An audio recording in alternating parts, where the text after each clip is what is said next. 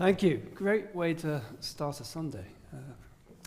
Okay, so, gosh, when I'm listening, I get so many ideas about the music, the broader context, what you're doing, and so on. I mean, I enjoyed it enormously, and I suppose I'm trying to think about what I could possibly say that would be of any help to you, and because you play it very well.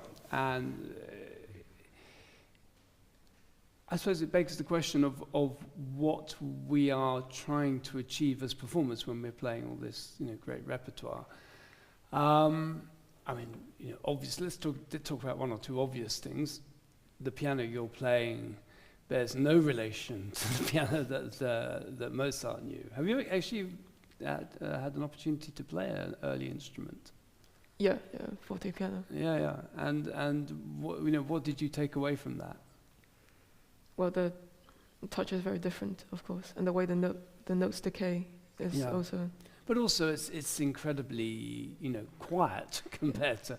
So, but we're also in the business of performing to in large spaces, and so it's great to have these wonderful instruments with their resources. The question I'd like to ask you, to what extent do you think that Mozart's piano music, when he's sort of writing the sonatas, are sort of places of experimentation where he's maybe, thinking about orchestral ideas or operatic ideas, and to what extent do you think it's sort of purely, piano music, instrumental music? That's a good question. I think, obviously, operatic writing had a big influence, especially on the sonata. It's very dramatic. So, and to be honest, a lot of it isn't very pianistic, especially the second movement. Yeah. So I think it's a very tricky synthesis, and it's about finding a balance. Yeah. In a way, sometimes it feels sad that we restrict ourselves to that range. You feel that some of the ideas almost beg to have sort of a more generous writing. I'm not sure that they're not pianistic. It's just that our hearing is coloured by what later composers do. So we know that the piano is capable of more things. I think the ideas are amazing. It's just finding a way of doing it. Okay, so one thing that I did notice in your playing, which it's not a criticism, it's just an observation, is that you often, when you do take a little bit of time, it's often in a way that actually highlights a join in the music. So like you come to a second subject or something, you might just slightly ease into it, and then you sort of start your second subject. I would like you to try, or at least consider, maybe shifting occasionally the rubato. I'm trying to find a good example of that. Where was it?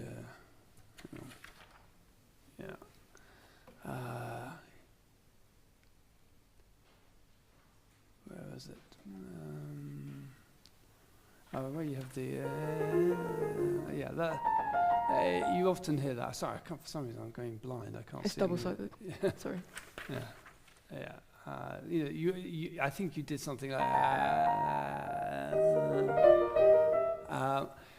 but you don't have to do that. You could, for example, shift it into another place. The reason being is that I have this slight idea that the composers, particularly like Mozart and Beethoven, were very conscious about this idea of making the music flow. So that doesn't preclude rubato of some kind. Mm-hmm. But what a lot of performers I find do is they use the rubato in a way that actually makes the join more obvious, and I think that's sometimes not what was intended. So you could, for example, there's all sorts of things you could do.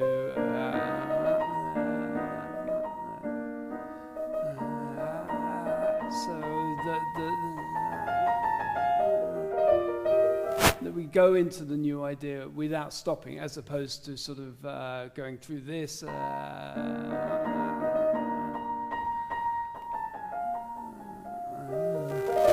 You didn't do it as obviously as that, but I'm making the point though, because I did feel once or twice that there was a slight awkwardness about how you would get across into a new idea. Maybe, I mean, just, do you want to just, why don't you go from, yeah?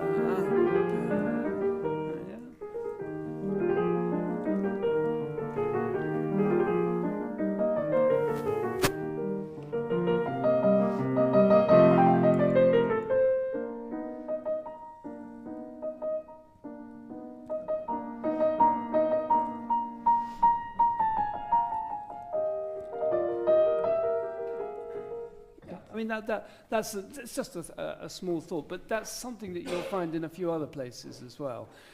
Mind you, there's a couple of places where Mozart writes Calando clearly to the advent of a new idea. So, you know, it's not again, I don't think, I mean, one thing I'm always telling my students at least is that I don't think there are any hard and fast rules about anything. I mean, one thing I would say is that, you know, tell me if this chimes with your own personal experience, but at a certain age, when you're very young, you listen to what your teacher says. And we collectively as teachers are not always brilliant at explaining why. We just say, oh, don't do that, do this. You know, is that something that you recognize, or you didn't have that experience? Yeah, I recognize it. Yeah.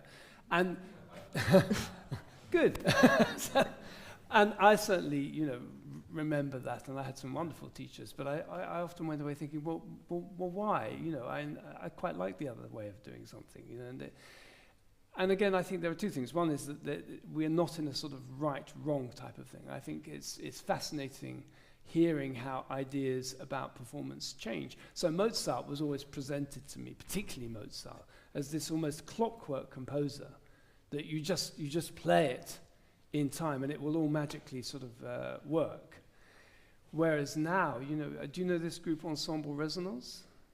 I think I've heard of them. Yeah, I mean, I see they're playing at the proms, but if you don't know Ensemble Resonance, check them out. They are wonderful.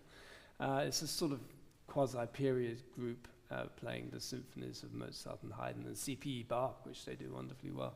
And what I love about them is that they dare to break this idea of the sort of very strict Mozart. They play with very obvious rubato. And it's wonderful, and they do it brilliantly. I find that quite inspiring. I'm actually sort of wanting to devote some time to Mozart to rethink in the light of that, to actually to take more time. I'm not suggesting we do it now particularly, but I just say, you know, that we have to keep re-examining, keep sort of thinking about things. Otherwise we're dancing on the head of a pin, you know, oh, you didn't do that dot, or, you know, something like that. Another thing I think that maybe I felt that you didn't always take advantage was the underlying harmonic language of Mozart. And what I mean by that is that sometimes when you're sort of shaping or phrasing things, it seemed to me that you didn't feel a difference, say, in the shape caused by the harmony. So you often get something like tonic, dominant, dominant, tonic, something like that. But you would do both the same. You would treat the movement from the dominant to the tonic as the same as from the tonic to the dominant. Does that make sense? Yeah. So we could see that at the very opening. I mean, we have tonic, diminished seventh. Then we have the dominant, and then it comes back. But you sort of finished both a little bit the same way. Yeah. So you know, this should be maybe different. Another thought I had was that it was a bit detached. I'm just, you know, again, these aren't instructions, they're just observations. Maybe, I mean, if you were orchestrating that, who's playing this? Maybe the winds. Yeah, and I think, you know, unless you really encourage them, I don't think they're going to play that articulated. I think they're going to round their sound. So I was hoping to hear maybe a little bit more in the key, a little bit more sustained. So it's more of a contrast with that. If you go, it could be more expressive perhaps. Just try the opening again.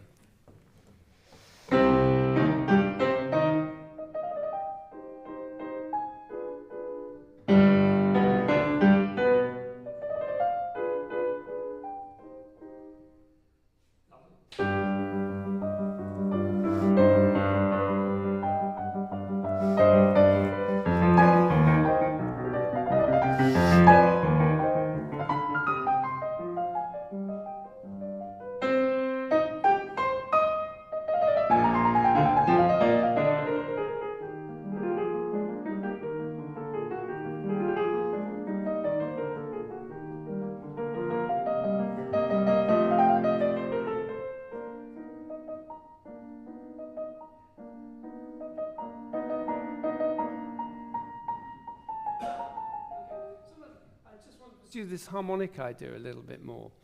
And I think it's something that, you know, Mozart's already done for us. When you have, you know, I think one thing we often forget on the modern piano is how significant register is, particularly in this period of music. Because the modern piano, you know, we've created this amazing instrument that gives the impression of being as strong at the top as it is at the bottom. But physics, you know, if nothing else, will tell you that the high notes, they're going to decay they're because of the attenuation of the frequency. So, you know, if I play a high note, it's gone. It's gone in a fraction of time, whereas, well, we'll be here for some time, you know, it's going to carry on. And, you know, Mozart and Beethoven particularly, and Haydn, I think, were exploiting register an awful lot. I mean, think of something like the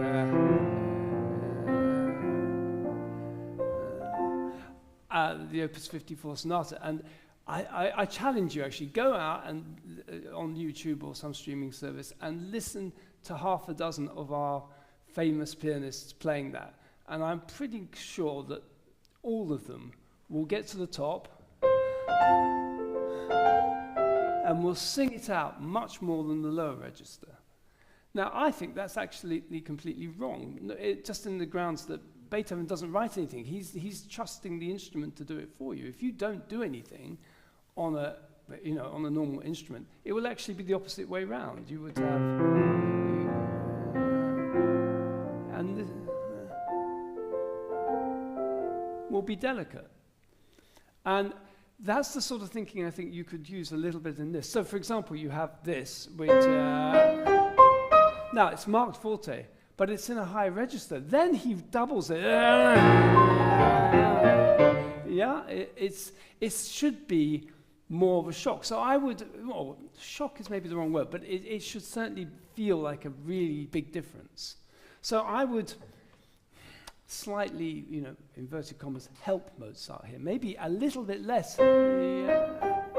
make that focused, but not too strong. So that the change of sonority feels more clear. Does that make sense? Yeah. Because I thought all this stuff was very nice. So why don't you take it from...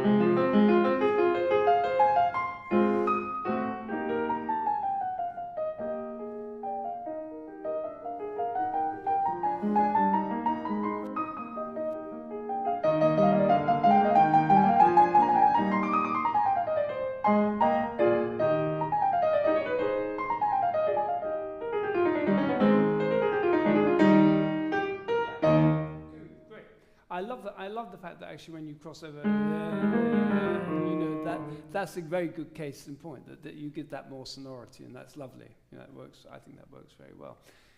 Again, just returning to the harmonic idea, we have here, but you tend to, again, you're playing them the same. I would try to feel that harmonic shape that you go into,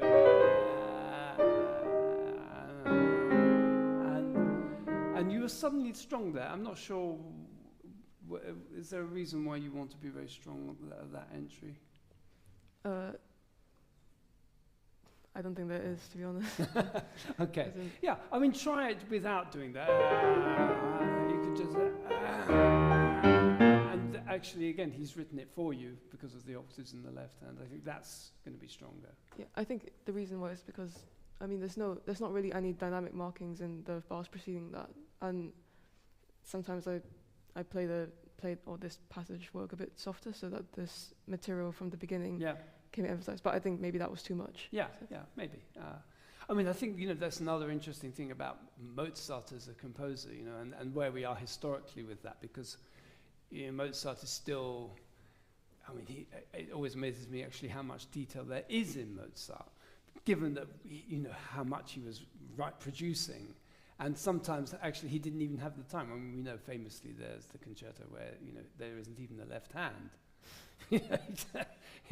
And I think it's also fascinating that a lot of these sort of dynamic markings, I think, are either editorial or from later editions or so on. I mean, I think he did put dynamics in for sure, but not always. He was just under enormous time pressure. I mean, again, as something I often challenge my students. I say, okay, you take for granted that these composers who died in their 30s wrote a certain amount of music.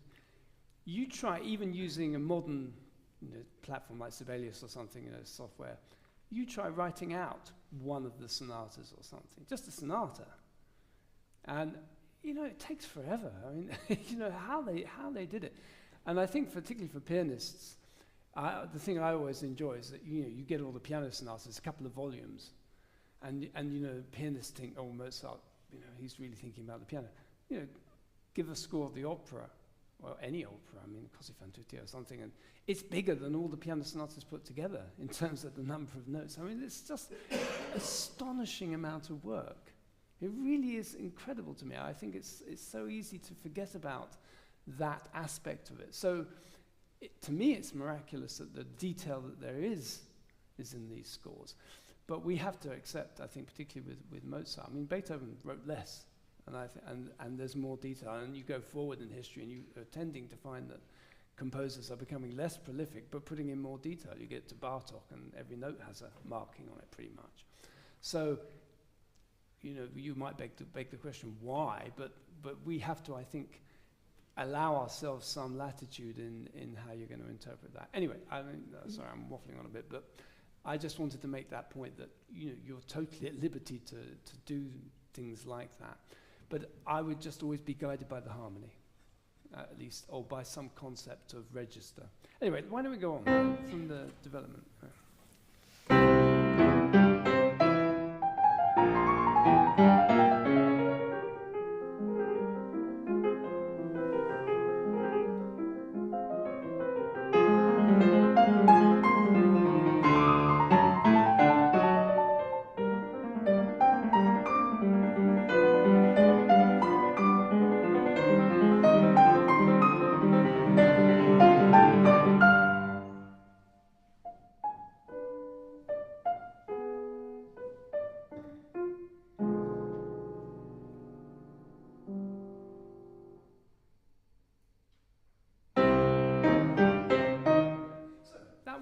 A place maybe where you could consider, editing Mozart, for want of a better word. I mean, after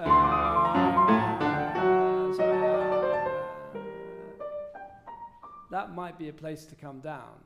I feel you do come down a bit, but do it a lot more. Imagine that really is piano there, because how would you orchestrate that? How could you possibly orchestrate it? It's going to be woodwind again or something, or maybe violins or something, but it's going to be very different sound. And you were trying to keep the tone up and then make a crescendo.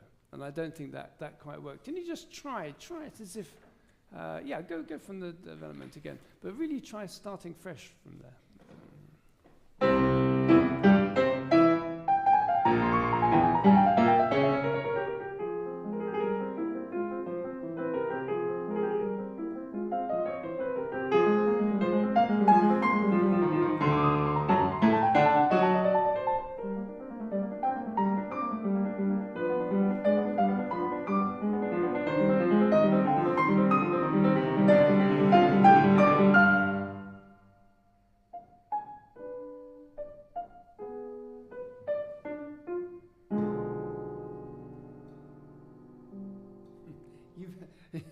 That feels a little awkward, doesn't it? Yeah. Is that physically awkward? I don't know, it depends on the piano, I think. Right. Can I just give you a very simple idea to play quietly? I mean, that's, again, a good question. How would you play, say, the opening of the Schubert G major? I mean, if you're going to play that chord, how are you going to play it? Particularly on a strange piano, quietly. Physically, how do you do that? I would try and relax as much as possible. Okay. And voice the top, I guess. Okay. What about the physics of the piano, as it were, how the piano works? How can we technically organize things so we have a good chance? I mean, things are never certain in this life, but it would be nice to feel, you know, I don't know this piano particularly, but I would like to feel that I could control a pianissimo from, you know, cold, feeling nervous, because that's the other thing. People, you know, when you're practicing, it's very different from when you actually go onto a concert platform. You might actually be shaking, you know, the nerves hits people in different ways. So how do we control things? Because the reason I say that is because a lot of my students I see, you know, before we have this conversation, they try, and I think you were doing that a little bit, you were trying not to move. You were sort of there, and sort of, oh, I got to control that, and oh, it choked, you know. So I think there's a better way of thinking of it. And actually, I would, for a start, look at conductors. Because if you're a conductor and you're bringing in an orchestra and something quiet, what do? Do you go, please play quietly? That's never going to work. No one's going to be able to play. What you often see is a big movement. Slow, but a big movement. It gives everyone time to make the preparation, if it's a string player or whatever they are, to breathe if they're woodwind.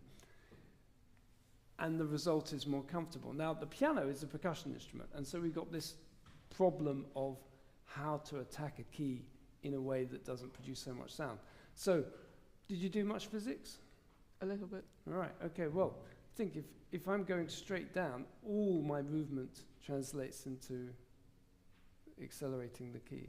But if I go at an angle, only a small proportion of it goes into the key, yeah? So if you want to play quietly, it's, you know, it's something that people talk about, brushing the key. If I do this, yeah, I can still move quite comfortably fast. You see, it's very hard to move very slowly. That's where the problem comes, when you try to move slowly. And if you're not accelerating, that's when you get the choking effect. You know, pianists who try to play very quiet, and it doesn't quite work. Play bigger, exactly. So I wouldn't even worry so much about the legato there, but maybe just, you know, feel that I'm going to brush the sound. Exactly. Well, it works at least. Yeah. And the other thought is that maybe it needs an ornament. I mean, there were a couple of places in this sonata. You have to. It's not one. Strangely enough, I've never performed this sonata, so I haven't got a sort of ready-made idea. But there are a couple of pauses, fermatas or whatever you want to call them, where I thought maybe you should have ornamented. Has that thought crossed your mind at all? Yeah, but I was worried that it wouldn't be. It would be in bad taste or something. Never worry about that. Okay, so I mean, well, again, I think it's a very interesting generational thing, because rightly you have to be concerned about what your teacher says and what how people are going to react or whatever. But at a certain point, you just cease caring about it. You know, I can remember when it suddenly occurred to me, you know, why am I worried about what someone else might think about my playing? Surely it matters what I think about it. You know, if I'm not convinced by it, then why would anyone else be convinced? So, you know, bad taste, I'm not sure what that is. I would just like to, you know, hear, where are those fermatas? Yeah, that's it, yeah. Yeah, and again, develop it.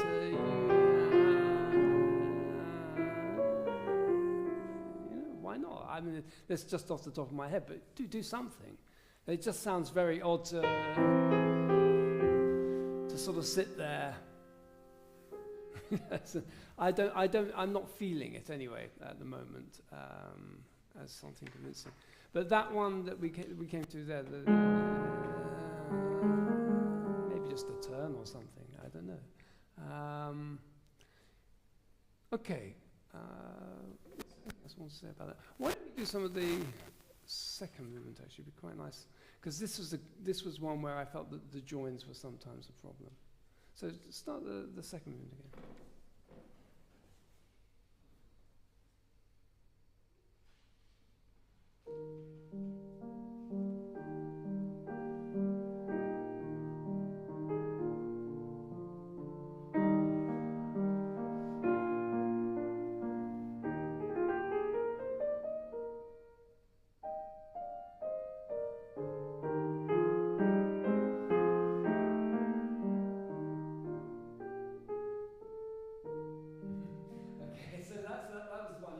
So much this time, but the first time you know, there was quite a lot of that going on. So again, just shift the rubato somewhere. I call it rubato because I think it is a sort of rubato. So make the upbeats part of the like a development of the melody. So the melody you don't feel it starts on the bar line, but rather. And just out of curiosity, what do you call that sort of articulation? Portato. Oh, thank goodness. It was good, because it's string playing. I think, again, in this period, a lot of articulation comes out of string playing. That's what makes it so difficult. Yes. Do you play the violin? I used to. Ah, well then you've got a huge advantage, because I think people who haven't played the string instrument, particularly who haven't felt how difficult it is to land the bow, often don't get it, but so you know that should feel very nice for you. Also, I think although it's this sotto voce and it was beautiful what you did, I still felt that it was a little bit restricted. I would give yourself a little bit more.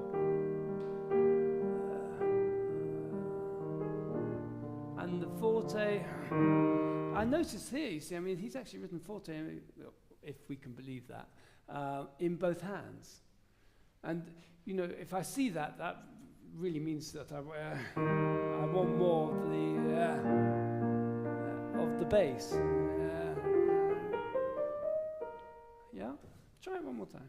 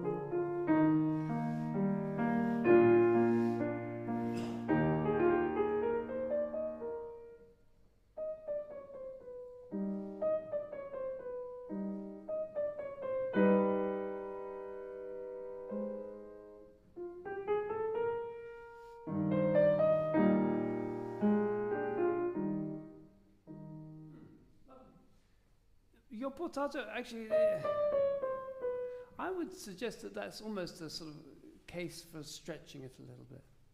Yeah? I sort of feel you're trying to play the portato in time. Sorry.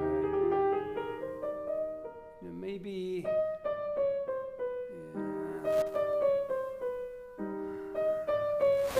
You could actually sort of take some time there, and then back there. I think otherwise it sort of feels a little bit hollow. The ta ta ta. I think it takes more time. But go from a little bit. Go into it. Yeah.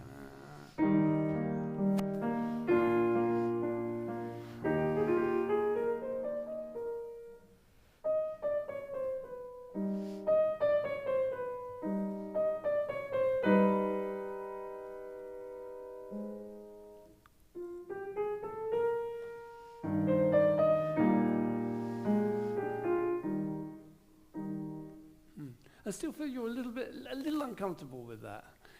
It feels a little drunk because I feel you're sort of accelerating rather than just be slower.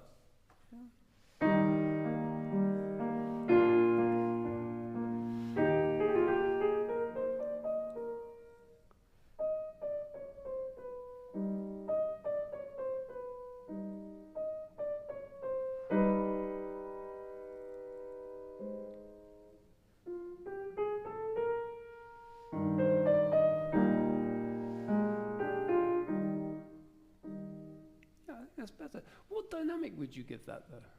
The portato? Yeah. I don't know. Previously I wanted to make each one slightly different. Mm-hmm. So either it comes up and then down a bit, or Right. I don't know. But generally, in piano, I Right. like to keep it. I mean, one thing that you immediately notice is it comes 3 times, and this is actually a very sort of common type of pattern anyway. That phrases are built in 3s. 2-2-4 maybe, or 4-4-8 or whatever. This is just one little idea, but it's still 3. And I think one nice way of approaching it is that 2 can be the same, and the 3rd is different. I'm just thinking out loud, really. So I mean, I still feel that in terms of tone, that I would want something a little bit more confident. I feel we're getting very sort of, and this, there's no ligature or anything, but I still would play it sort of quasi-legato because it takes away from the effect of the, so, and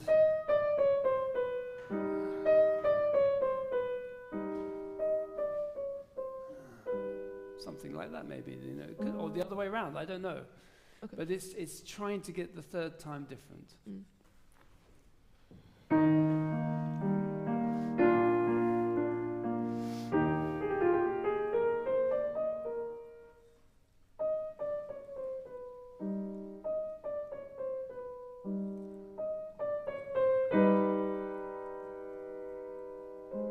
I like it, but you get faster when you get, so the 3rd one you're making, but you got faster.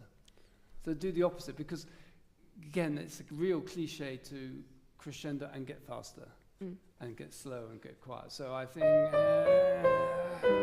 if you're going to do that, do it, but not faster.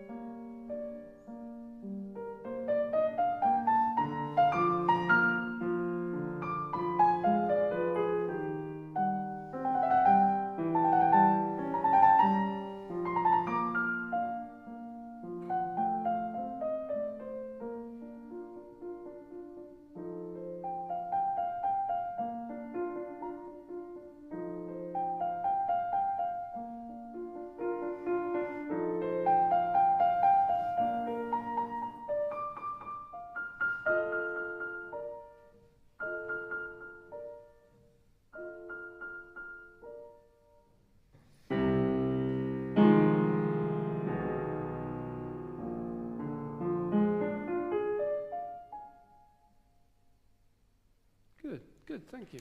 Yeah, so, the opening, at the very opening of the sonata, it's adagio, it's sotto voce. But we know that if we're going to be sotto voce throughout the movement, everyone will sort of drift off. We have to be a little bit more colourful. And I sort of slightly feel that your tone is a little bit too, muted at times. So I would, encourage you to be a little bit more open in that stuff. And when you do come to this, I mean, again, I don't trust these dynamics. You did this thing going to the top. Try the other way around. Because again, these I think it's a sort of almost like a sort of Prokofiev style or something where you go to the high note. Oh, it must be the strongest because it's the highest note. Try the other way around, because as we talked about before, there is an attenuation. So you could be stronger here.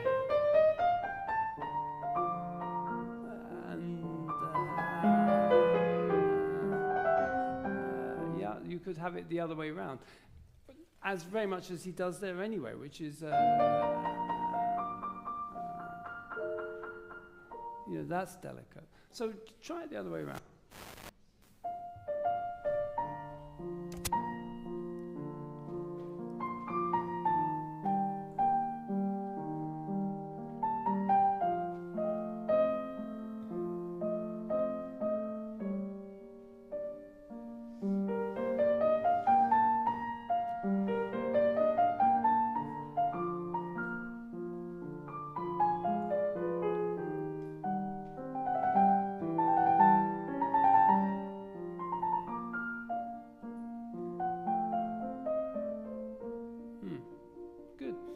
And the other thing I was just saying, try to grab onto the dissonances a little bit more. I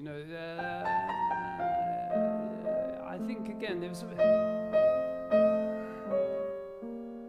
I mean, I'm always going on about diminished thirds. They're so expressive, and when you played it, it felt like you hadn't sort of completely. You knew it was there, but you didn't really show it. I mean, that's. I would give much more of that. Well, just try one more time. Yeah.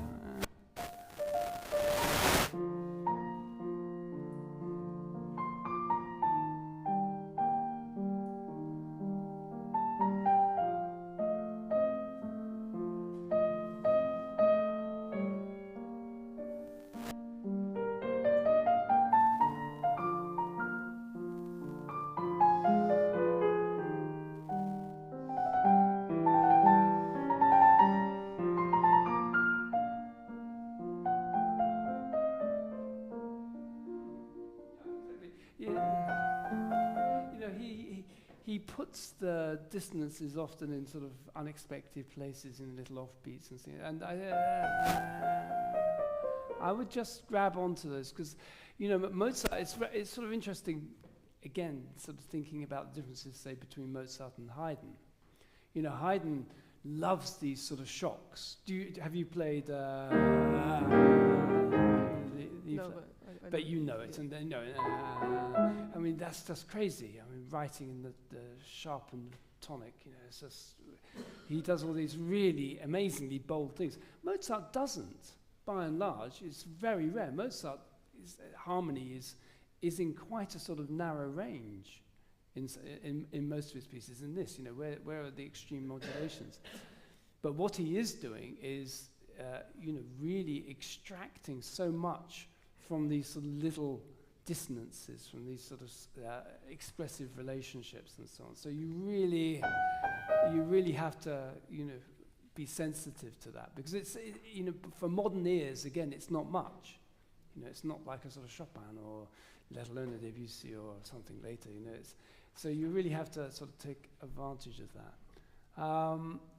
Anyway, so look. We're going to have to wrap it up, I think, but you play terrifically, but I would just encourage you to be a little bolder, particularly in this type of repertoire. I'm sure you probably are in later repertoire. Do you play much 20th century music? Not as much as I wish I did. Oh, right. So where's the sort of meat of your repertoire? Well, I'm trying to focus more on classical works at the moment, because that's probably the most difficult for me. But I think obviously I'm more comfortable in like romantic and baroque styles. Yeah. Okay, baroque. So because I mean, it's often the case that the further away something is from your own time, the harder it is. I mean, I think it's easier in a way to play Shostakovich, or even for that matter Ligeti or something, because it's more of our time. When you go back, it's sometimes hard to sort of imagine, and we do get a little bit inhibited. I think that's the thing. There is so much tradition, and all these historical performances of Mozart, and I mean, have you listened to Solomon playing Mozart? Maybe. Yeah, I mean, you check it out. I think you can get everything these days on YouTube or streaming services. Of its time, incredibly pure, beautiful Mozart playing. Really lovely. But we have to reinvent. And as I say, listen to ensemble resonance, because that will, you may think, oh, hang on. They're playing really quite exaggerated rubato, and it works. They do it extremely well. And I think that's the key thing, that they took that risk. They, went with it. So that's what I would encourage you. Just, don't be too tied to any sort of tradition. You have to explore. Okay. Okay, but bravo. Anyway, beautiful play. Yeah. Thank you very much.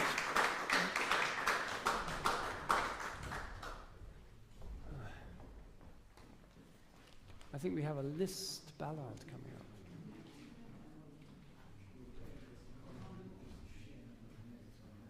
Yeah. Huh? I don't. Oh, okay.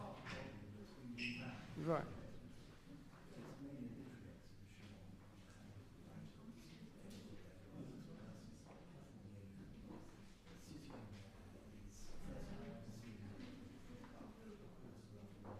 Oh. Yeah. Yeah. Yeah. Okay. Okay. I'll disagree with much, but I'm coming back with the show of a friend of Oxford, so it's a lovely spot actually. Hello. So you're Julian? Yes. Nice to meet you. Thank you. Oh, you've given me some music as well. That's great. Please.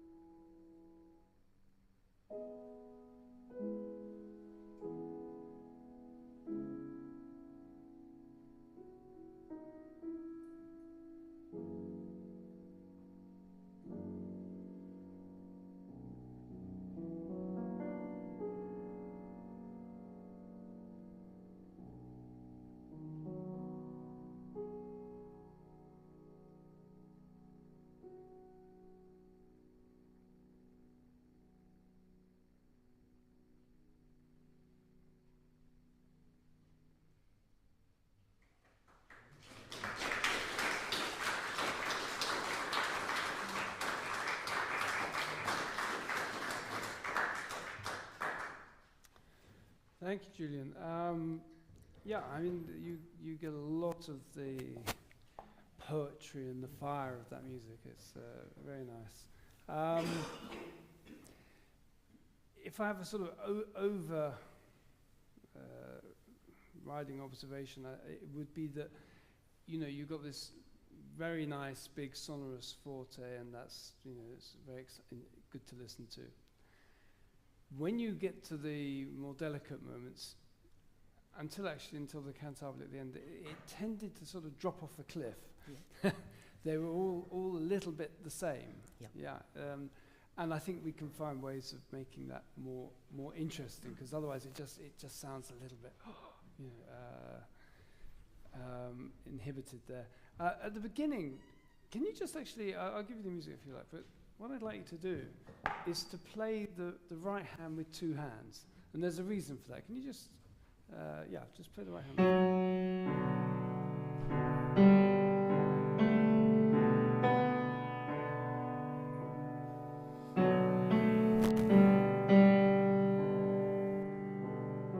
Okay, so that's interesting, because you see, I think that's where you haven't quite understood what Liszt's written, because what you're playing sounds like these just carry on, but they don't. He's written it in a very specific way. It's always off, yeah, you know, there's these rests.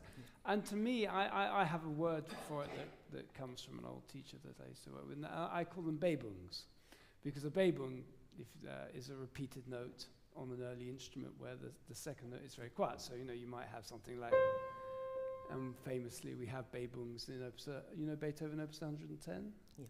Yeah, so we, you know, these are Bebungs. And it's an expressive sort of thing. It's a relationship between pairs of notes, as far as I'm concerned. And I think these are Bebungs. So I think you should be...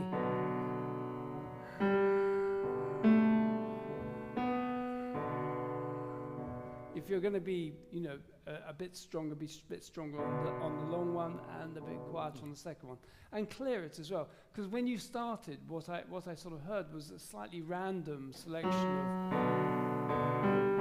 You know, I wasn't quite sure what was melody, what was an inner accompaniment.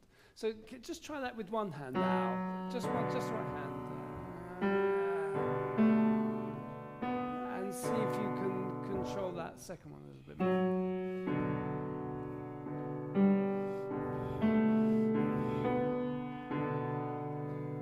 Off. Yeah, you're slightly pedaling them across the bar. I mean, I'm not saying it's wrong, but I would like you to try to, you know, hold and then come off.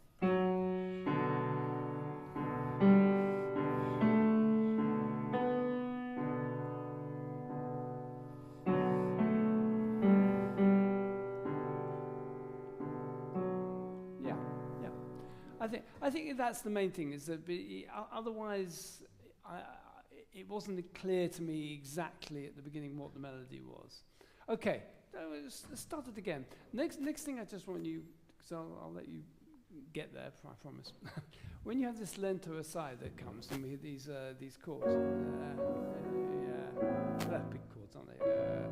I think if you look at it, Liszt has written a ligature, a line underneath the bass notes. And I would balance that a little bit more clearly. I want to hear a little bit more of that than these. So almost I would say pianissimo at the top or something, and just.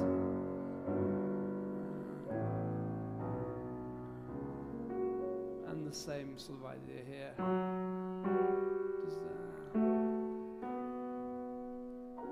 And the reason being is that it gives us a better contrast to sonority. When we get there, then the soprano is more beautiful there. Okay, so go from the beginning and see if we can get that.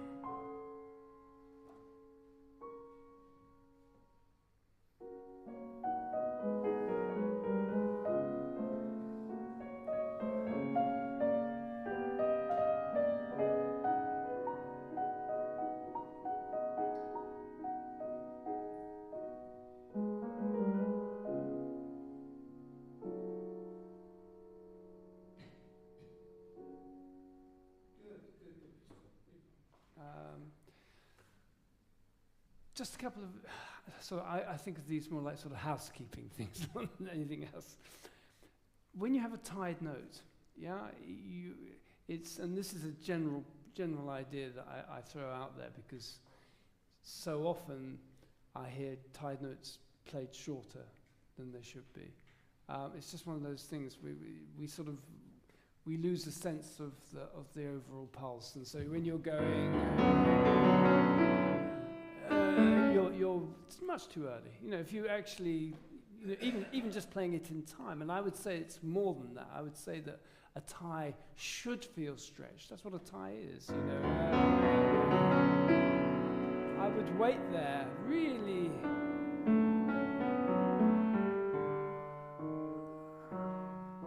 And make this shape. Again, the way he's written it, you should always sort of pick up these clues a little bit from the music. When you play it, it's all one thing. I think it's like another instrument. So molto rid, phrase off, and answer it. Yeah, and then wait. You don't wait. You're young, impatient. There's a rest as well, which you play across. I just think it adds to that sense of, you know, expectation. If you've never heard it before, it's amazing, you know, I think.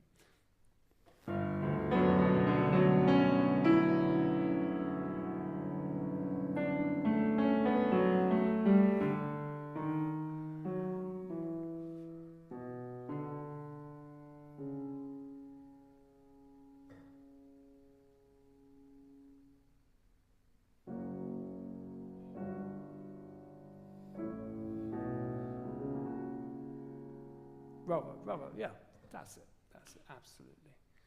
Great, okay, housekeeping done. And then we have the second time. I mean, it's sort of strange. I wonder, I've always been a little bit curious about this piece in the sense of, I should have done a bit more research actually. 1854, so that's after the sonata? Does anyone know offhand when the sonata was written? The B minor sonata? No? I think it's 1850-ish, but whether it's before or after, because it seems to me that there's a few connections. Have you played the sonata? No, I know it's related. Well, you will, I'm sure. And you know, you have the same sort of thing in the sonata that you have, except it's on a much bigger scale. But you have these sort of different ideas related with key and also sort of ideas about, you know, because I'm sure you know about LISZT was a religious person, but also had a very dissolute life as a young man, and you know, there's all those sort of things playing out in his music. So you know, you have coincidentally in D major, reminding me of various D major themes that come in this as well. B major is more the sort of the key of redemption in the sonata, but in here it's F sharp major, I think. Anyway, so key is important, and it just sort of slightly baffles me. We get this idea in B minor, and then we get it in B flat minor. It just seems odd. I'm not quite sure what I'm not quite sure what we do as performers to show that, because not everyone has perfect pitch and would necessarily know that, but it should feel different. So is there anything different in the instruction? See, I don't see anything. It just looks like a very literal transposition. Have you any ideas how you're going to play that differently? How's the B flat minor different from the B minor? It's a darker key, I think. Yes. Okay. So maybe then when you played the B minor, because you were quite dark, I thought, with the B minor. So how could you do that in tone? It's just a richer, thicker. So maybe when you start, let's just compare the two. So start again, and there's no dynamic instruction here. So let's imagine that this is going to be even lighter if you can do that, and you know, maybe keep that third really quiet anyway, and then just contrast it with the B flat minor. So let's see what you can do there.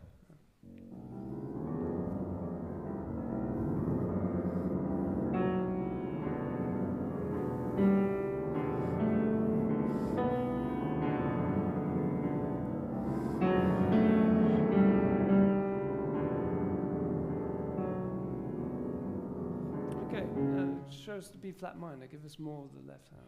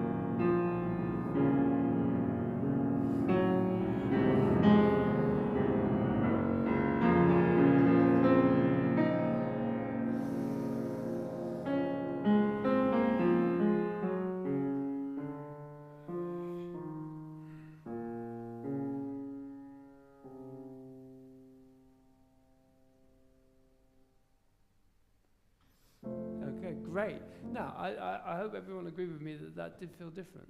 Yeah. Interesting, that's the first difference I can spot. There isn't a rest this time. I mean, I'm discovering this with you as well. So, so this time, yeah, connect. Yeah, but still that bass. Yeah, okay.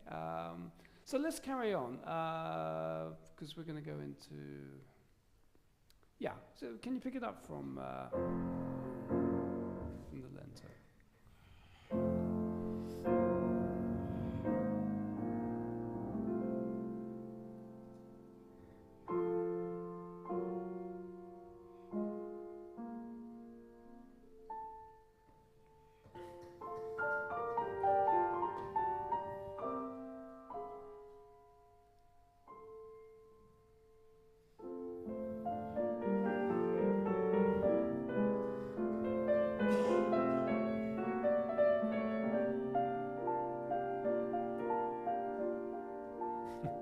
Okay, you've touched on one of my favorite things.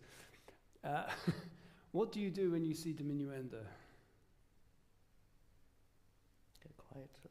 Yes, exactly. That's exactly what you do. You immediately get quieter. So, you know, again, it's a bit of a cliche, but for me, I think, you know, you start with the idea, if you see diminuendo, actually play stronger. Then you can make a diminuendo. So when you got to your... that's the top of the crescendo in a way that precedes it, yeah?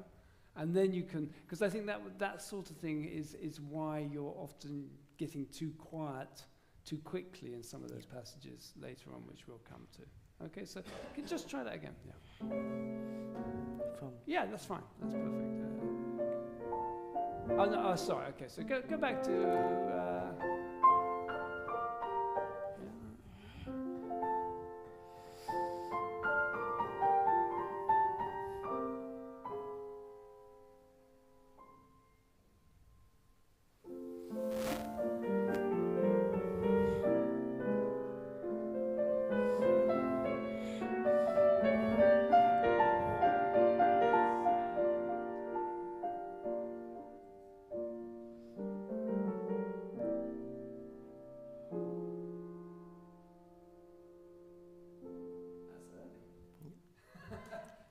Side note, I know it's sort of tedious, but it's important to recognize it, because if you recognize it, it's better to be too long. 1, 2. Even though it makes it hard to control because the sound's decayed. Incidentally, we did discuss in the last, if you want to play that with control, just come in that direction, because then you're not accelerating the key, but you're still moving. Okay, let's go on now. Yeah.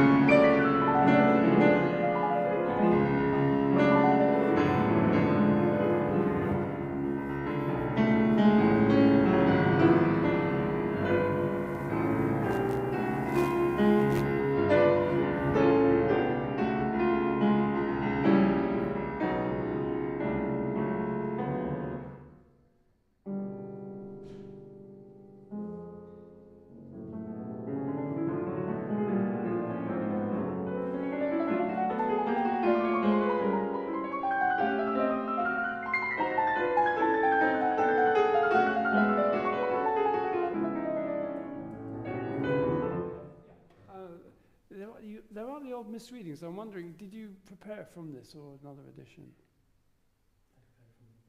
No, because here it's, and you're going. So is that because I can quite believe that's different in another edition? Okay, so maybe you should check that. I mean, Leslie Howard is always telling us that there aren't any good LISZT editions apart from his.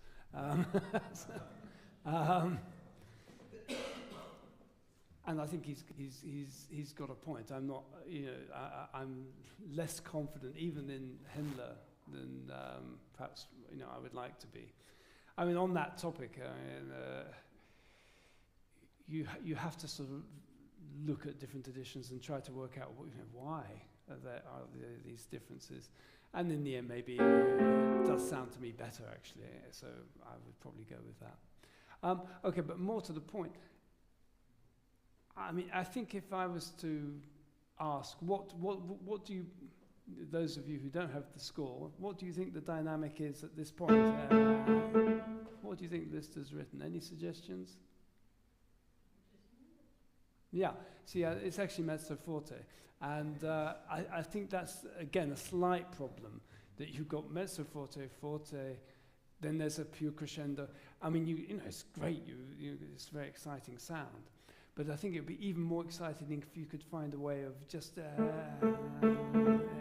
keeping that a little bit under wraps and grading the tone so that when you get to your, written force, all that stuff, that it really, it makes the full impression there. Just try that, try that one more time, that'd be great.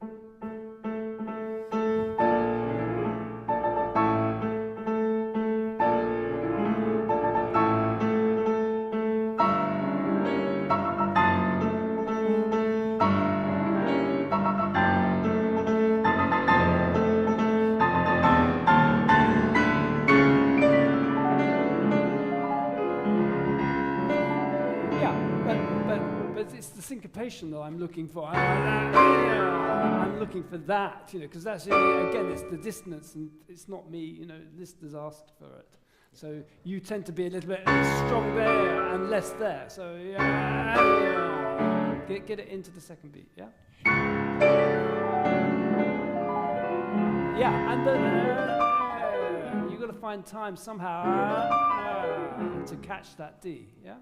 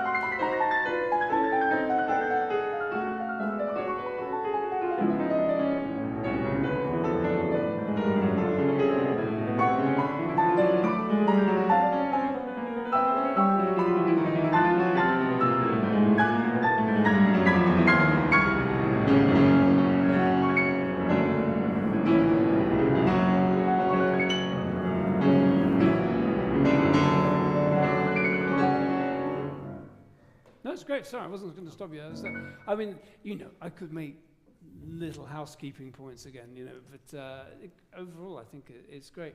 I always remember actually from when I was a kid, and randomly buying records. I found there was a pianist called Joseph Bulver, who I'm sure you've never heard of, but there was this sort of set of him playing LISZT, so I was young and I bought it, and it really coloured the way I thought of this, because he hardly used any pedal. He had some reason. He thought that I think this had written somewhere about, not using as much pedal as people thought.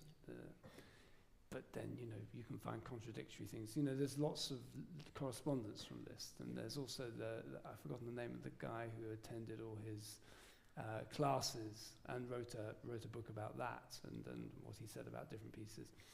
But I was struck at the beginning of this that you're sort of you have the pedal on from the start of that. I would be inclined to experiment after that. starting, or at least getting off that, so we don't have the sonority of that in these rests, yeah? And that happens a couple of times. And then just also making sure that when there are these sort of accents, even if it's sort of accompanimental, you should come through. Otherwise, great. Why don't you carry on anyway, because we don't need to do it. You take it from there.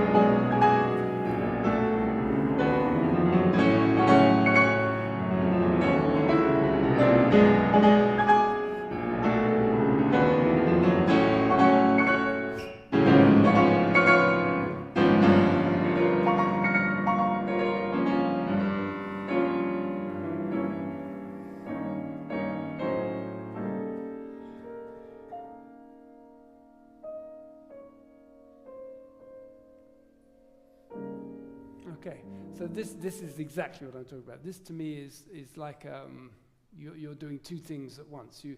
LISZT has done it for you.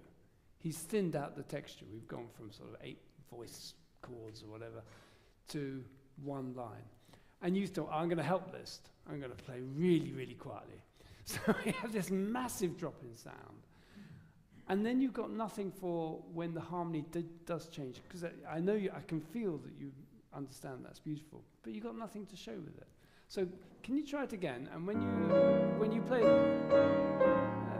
sorry, keep the tone up. Sing.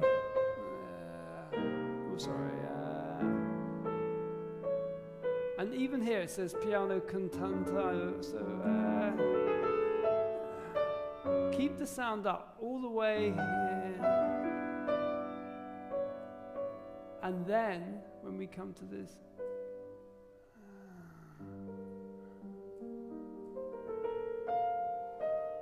we'll feel that harmony more expressively. So can you pick it up from...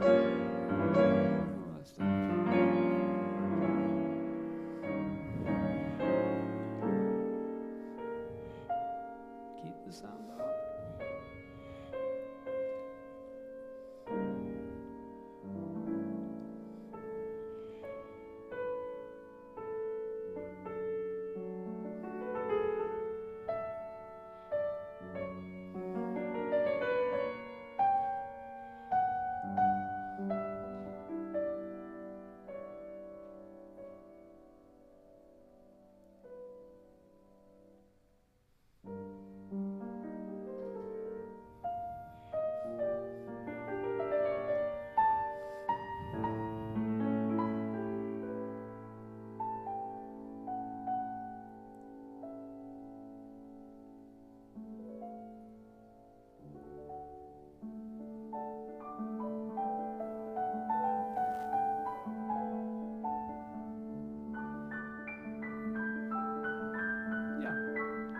I mean, it's beautiful playing there.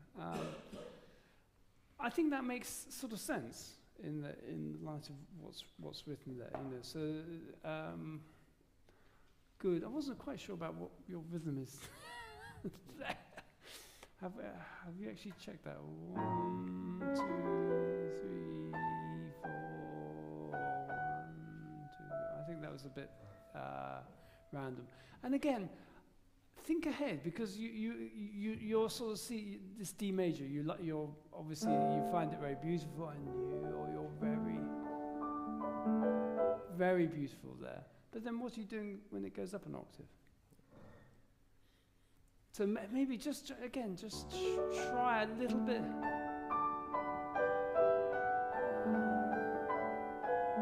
A little bit more focused, and then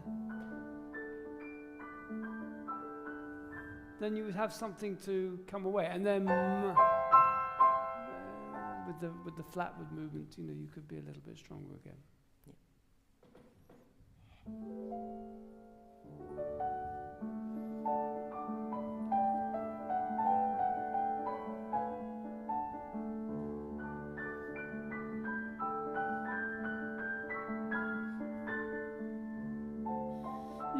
But when you're very, very high up, are you faster or slower? Or are you more confident or less confident? I mean, if you're on the top of a mountain, are you more confident than when you're at the bottom of it? No. Yeah, you see, I miss that sense of really of the air being, it's thin. You know, it's thin up here.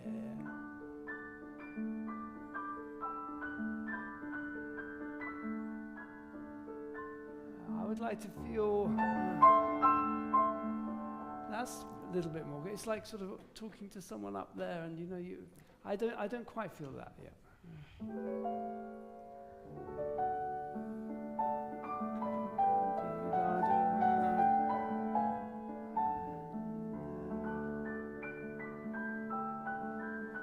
Yeah, but dare to be a little bit slower. Try it, because that was very nice.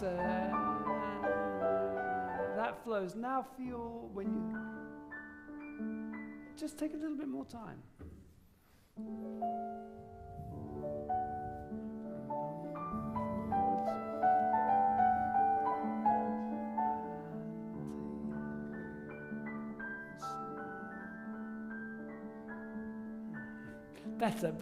Better. It's getting there. I think also you should approach that. You play what is actually. How do you describe that sort of hum? What is that? Diminished. It is diminished, but how's it? I think there's a better way of describing it. Because it's over a pedal. So I would think of it more as an appoggiatura or something like that. And if you think of it like that, then I think you're more inclined to take a little bit more care over it. You just slightly go, oh yeah, it's just another harmony. Yeah?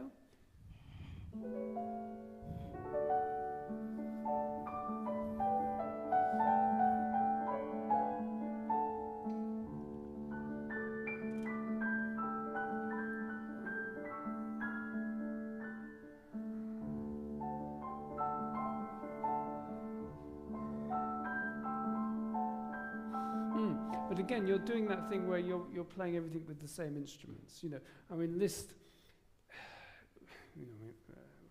far more so than Chopin was, writing orchestral music, and you feel that in the thinking about different registers and so on. So, this should I would play that more, and then this less, and I would also have the balance different.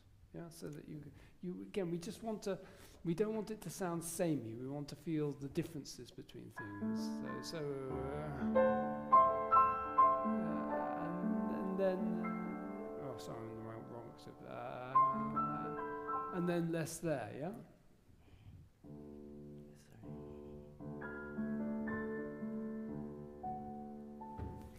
I'm sorry, I've put you off completely.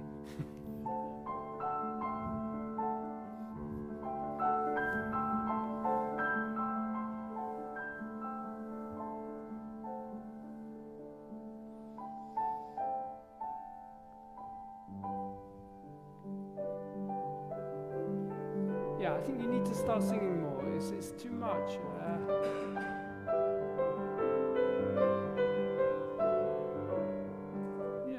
Don't get trapped in this sort of very delicate, relentless sound.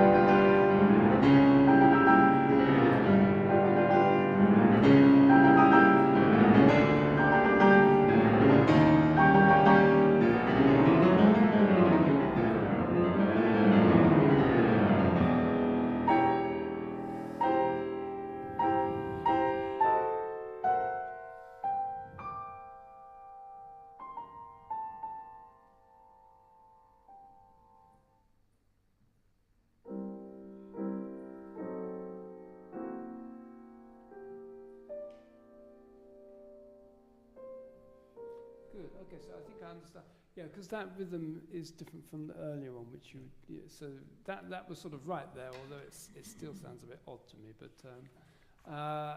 yeah, I mean, I don't know how much you know about Liszt, but presumably you've heard about the stories of how he would play other people's music. Like Chopin in particular got very irritated because he would play Chopin's music and improvise on it and embellish it and add octaves and do all sorts of things. And Chopin wasn't very happy about that. But it does raise the whole question about how seriously, we take the score.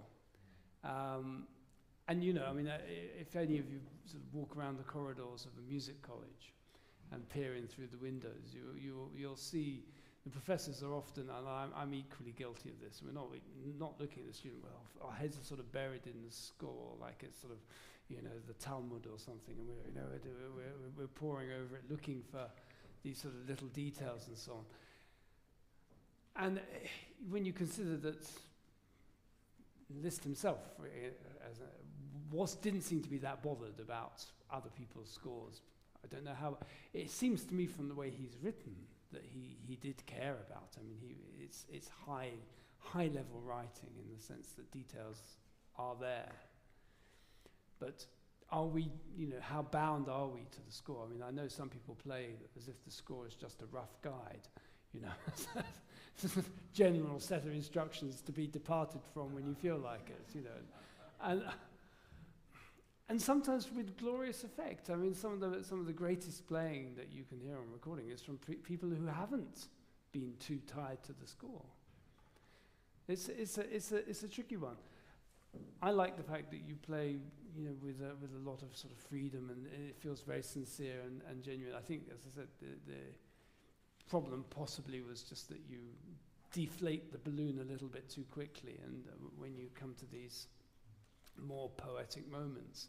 But this build-up was this whole sort of tempestuous section was terrific. Do check these notes though, because I mean you're playing A flat there. Yeah. Does it? I mean,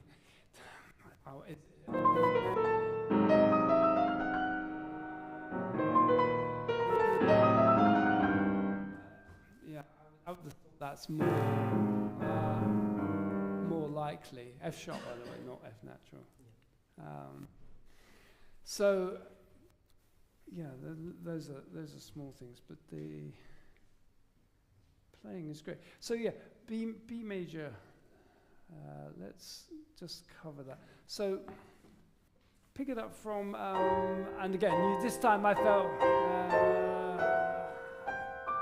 you sustained it better there. But again, it says appassionato, and you get very little bit sort of stuck there. It says rubato. I mean, again, that's a mystery. Why would you, if your style is allegedly full of rubato, why would you bother writing rubato?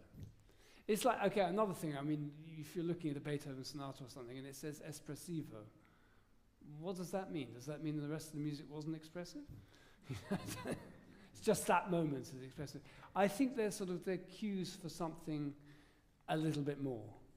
I think I personally feel that when Beethoven writes espressivo, it's actually licensed to use rubato. And I think when Liszt writes rubato, it's licensed to do anything. Really, really, much more.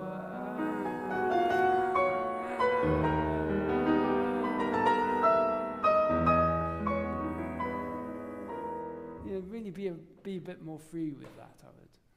Okay, so.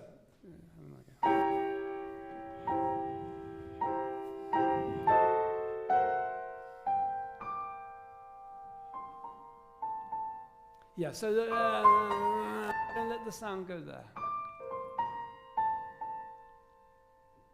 And that's too soon. Again, it's the old side note. Sorry, I'm going to bang on about that, but you can't be too long. There's ritenuto.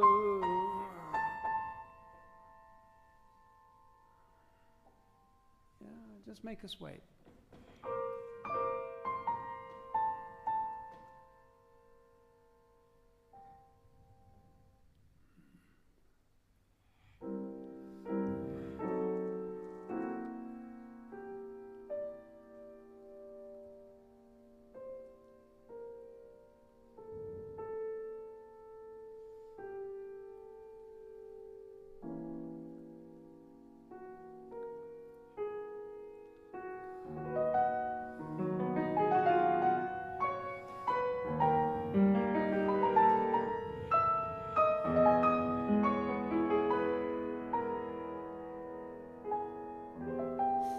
Yeah. I still feel your rubato is actually quite in time. There's a wonderful quote from Rubinstein, you know, where he was teaching someone, and you know, he got quite cross with the students. Said, "What does rubato mean?" I said, "Well, taking time." "No, it doesn't. It means time stolen. No one said anything about giving it back." You know, and I think, you know, you should really take the time there. You know, as much time as you want. Yeah. Wait. You know. And then there is a pause. Wait. You know. Really enjoy it.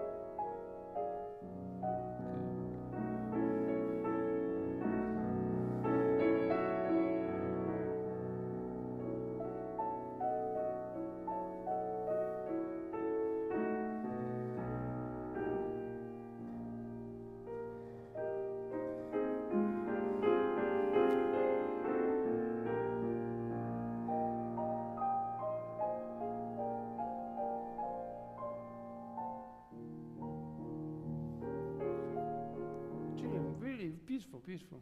I think that you are showing more colours there. That's very nice. Just because I don't want our rubato to stop people having their tea break, but just one question: do you count when you play? Yes. Just LISZT. Yeah, because that's an interesting question. You know, I mean, I never counted, and I still don't really in general, but what I discovered was with these things like tied notes, or particularly things like rits and rallentandos and all these sort of things where you need to take time. I realized that usually you realize it when you hear the recording played back to you, and it's nice today because you're being recorded, so you'll get a chance to listen to yourself. And just try counting along with some of the things, and you'll discover that not only are you contracting rhythms, you know, you're sort of playing quicker than you need to, but also things where you might think that you are taking time, you're not taking as much time. And so I sort of devised techniques for myself just to force myself to actually experience things. So like, I mean, I remember there was one writ in a Debussy prelude or something, and I just added a beat, you know, to each note. There was just a section of sort of section of crotchets in rallentando. So I would go 1, 2, 1, 2, 3, 1, 2, 3, 4. Very crude, but it actually made me start to feel what it's like to really expand time. And I think because you're such a natural musician that you do most things really nicely anyway. But I think that's one thing that you could develop. You could actually just force yourself to do that, and then once you've done that, you probably won't need to do it. You know, you'll have felt what it is to really slow down. And incidentally, if anyone wants to sort of find the greatest ritardandi, does anyone know where the greatest ritardandi lie? Any suggestions? Well, the slow movement of the Hammerklavier Sonata has these massive ritardandi, and very few pianists really do them. But if you actually take him at his word, ritardandi is different from ritenuto. Ritenuto is just held back. Ritardando is continually slowing. That's the sort of the grammar of it, that it really means that you get slower and slower and so on. And if you really do that in these passages, which are very long passages, 16 bars, it's extraordinary. The music like seems to just stop, and yet it doesn't stop. It's miraculous. So maybe one day you'll play that. So remember that. Don't just slow down a little bit and then keep going. It really gets slower and slower. Anyway, Julian, it's been an absolute pleasure. Congratulations. Beautiful playing.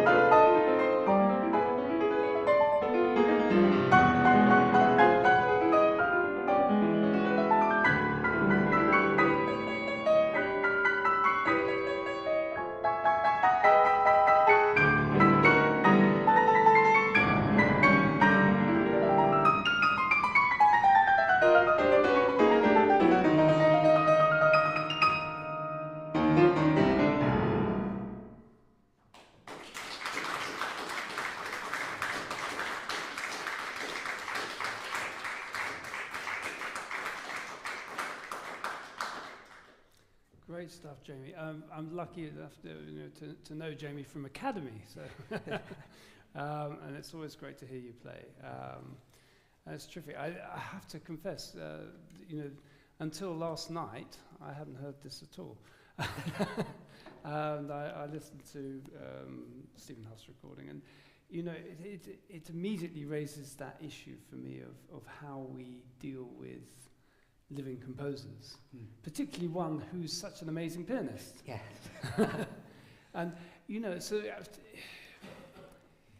it's almost inhibiting in a way, because you sort of feel, oh well, if he plays it, how could you play it any differently? And I'm pleased actually that you do communicate a sense of freedom. It feels like it's your piece, which is great. And I'd like to sort of try to develop that a little bit more, because I think my takeaway from this, and this is very much just an immediate reaction, is that there is this interesting sort of mixture of styles and influences. Yeah. So you've got this sort of popular music thing that he mentions, the Shostakovich and so on, and yet something that sounds a little bit like a cross between Hindemith and Shostakovich going on at times. Sort of all those fourths flying around. Yeah, absolutely. I just wonder whether it's possible maybe to make the stylistic differences bigger. Okay. Yeah. I think that's something we could try. We'll go through another thought that does occur to me. I was at one point in my life I was working with a recording engineer who was also working with Stephen Hough. Okay. And that was an interesting thing, because my sort of goal when I went into the recording studio was to be so well prepared that if anything did go wrong, I would get it right the next time, and we would nail it quite quickly, because time is money in these things. Yeah. And the engineer was telling me about working with Stephen Hough, and said it's a nightmare. Apologies, Stephen. Not because Stephen wasn't great, but because Stephen was so creative that he would do it once fantastically, but maybe there was one or two little things. But then the next time he would do it very differently. He'd be possessed of a new idea. Mm-hmm. And that made the idea of editing very difficult, because the takes need to sort of match each other. I mean, obviously they found ways around that, but it was interesting to me that his creativity is such that he not only plays wonderfully, but he has time to compose, and I find that sort of also. I mean, do you compose? Not much. No, you see, I mean, I think another thing which fascinates me is this: what about the Beethoven complex. Have you heard of this? No, I haven't. Okay, so it's this idea which is a real curse that after Beethoven, anyone who started writing music became inhibited, because Beethoven was this sort of composer who very clearly was writing for the future. So this sort of idea that you wrote something, it had to be so good that we'd actually carry on playing it after the death of the composer. And that's a real burden. I'm glad to say that most people have sort of got past that now, but there was a generation of composers, I think, that were really hamstrung by that, because they sort of felt, oh no, I've been that, they couldn't. And I think it's wonderful that Stephen's writing this music, where he's probably not worried about that. That's not my impression. He's just trying to write music, which is so important, and I think we're the better for it. So with that in mind, let's have a start, because I say that partly because I want to take a few liberties with the score. And I think it's important to feel that we can do that. I don't treat it as I was talking about this earlier. Is the score a rough guide, or is it some sort of holy document that we have to attempt to? I think we have to attempt to understand what's been written, but I think we also need to add our own dimension of creativity to it. And I think you are. And I want, as I say, I just want to encourage that. So let's get stuck in.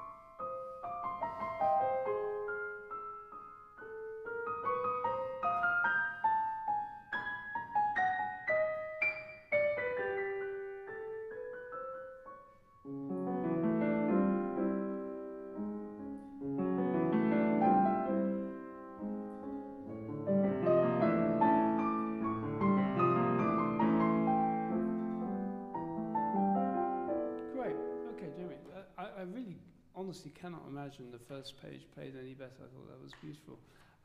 When it comes to this new idea,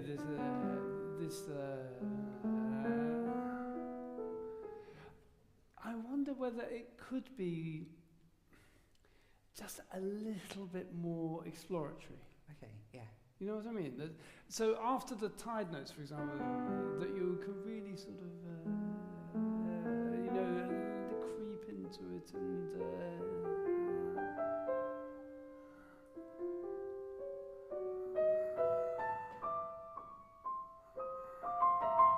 so it's just feels a little more free. It feels a little bit metrical. Okay. Yeah, have another go.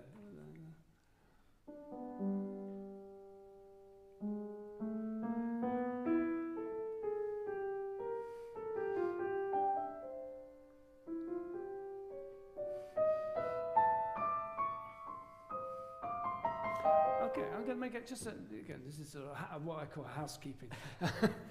You see, I think you're playing the print. What I mean by that is that you see these 4 semiquavers. The way music's printed, it's the curse of music. It has bar lines and it has, rhythmic divisions, and we end up treating those as if that's the music. So you're doing literally, you're going D, and then 4 semiquavers. Okay. What I'd like you to think is that actually maybe that whole thing is one thing. Yeah. So the A belongs to the B flat, and then a mordant. So it's a small point, but I think again it stops. Otherwise, it gets tidy. It sort of gets,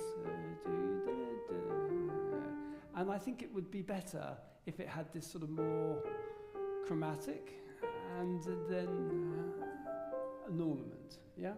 Try it one more time.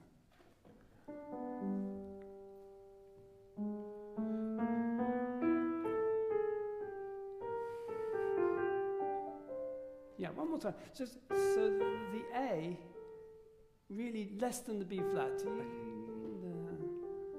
Yeah.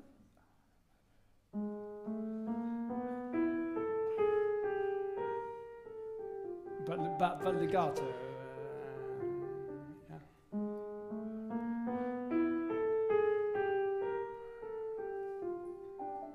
Almost. Yeah. Okay. One more time. I think you got it. Yeah.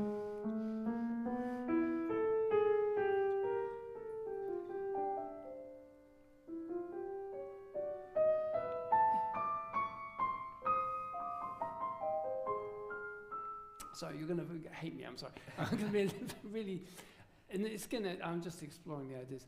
If you look at the groups of chromatic notes, so we have, I would play that in diminuendo, yeah? Okay. And why do I say that? So, because I should justify myself a little bit, because one thing I was saying earlier on is that, teachers have this irritating habit of saying, do this, without any particular reason, or without explaining themselves. Okay, so I always remember what Rachmaninoff said, about the piano being most expressive in diminuendo. We can't make a crescendo, really, because individual notes are always decaying. So it works best in diminuendo. Yeah. And I think if you sort of break this up into its components, you get this. We've got a triad, and then we have chromatic steps. So either we're going to try to creep in and create a. So that would be my sort of trajectory that I would, and then add, yeah. So we've got choices. It could go either way. But what you're doing a little bit is you're marking time, which isn't reflecting the sort of the shape of the pitches. Okay. You got the idea? Yeah. Okay.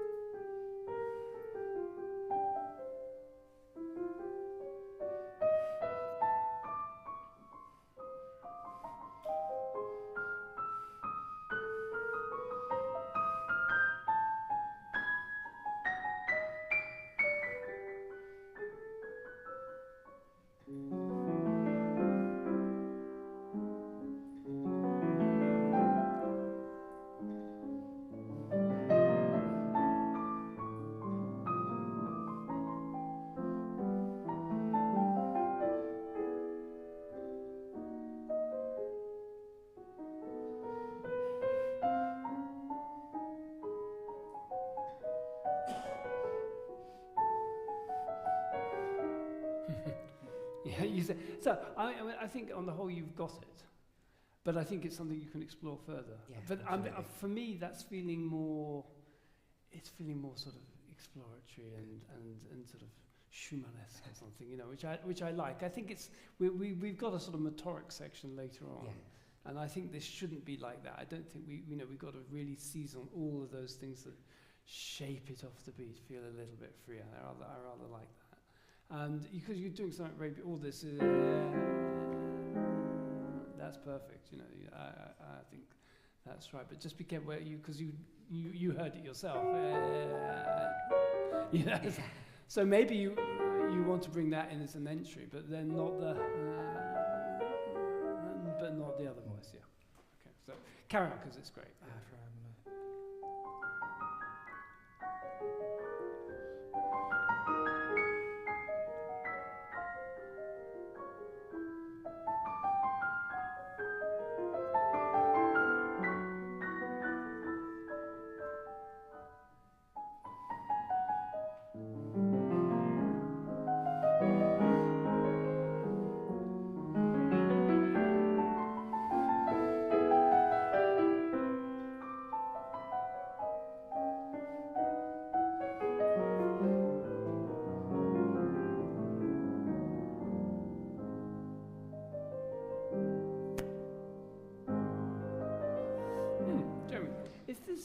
If this is tranquilo, I feel that you anticipated a little bit. I'm inclined to agree with that remark. I think you could be a little bit stronger. Again, it's just, you know, helping the music to be sort of clearer in the.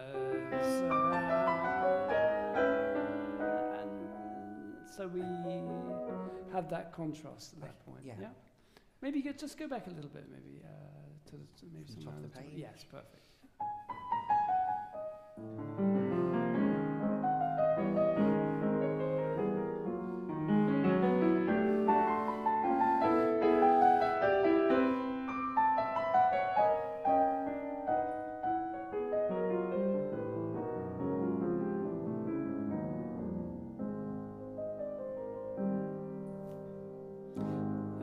Do you not think? I mean, someone's written non-writ, but I'm wondering whether we could be a bit freer. Yeah. What do you think? I think you wanted to do that. Well, let's try. I don't see why not. You see, one of the I love the idea that, you know, if I'm teaching Beethoven, I know there's zero risk of Beethoven coming through the door and saying, "You're talking nonsense." But there's every risk that Stephen could come through the door saying, "No, that's not what I want." But let's be brave anyway. Okay, let's do it. And I would just like to feel you really no, sorry, I can't read this. Really because he's written something very beautiful, and I just feel that you know, I think you want to take time. I do. I think. Go on. Let's have it. Yeah.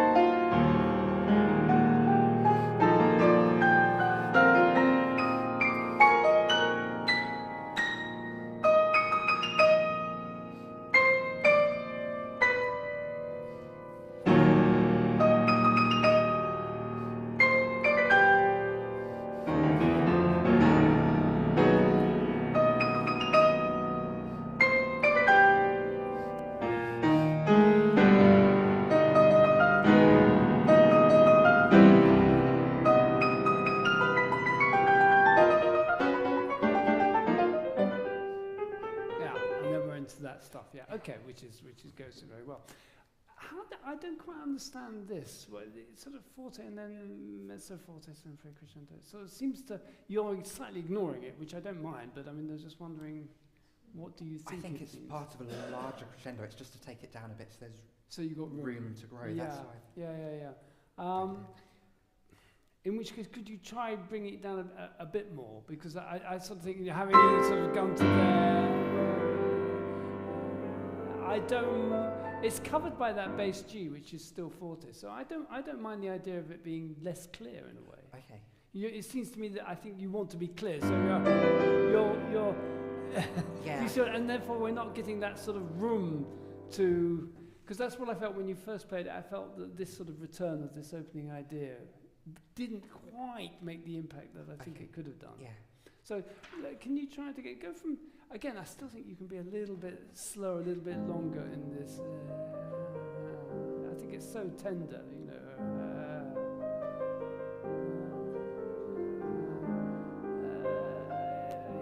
I think you start making a crescendo very quickly. I would, enjoy that a little bit longer. Okay. Yeah. So un poco Yeah. meno mosso from Yeah.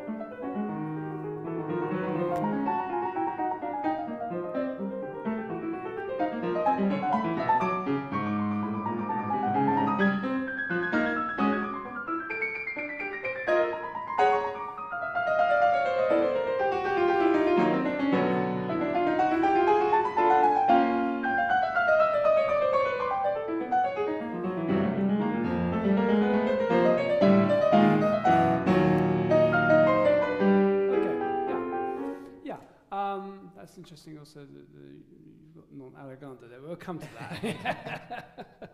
I think you might be right. But, yeah, so I mean, you're playing this excellently.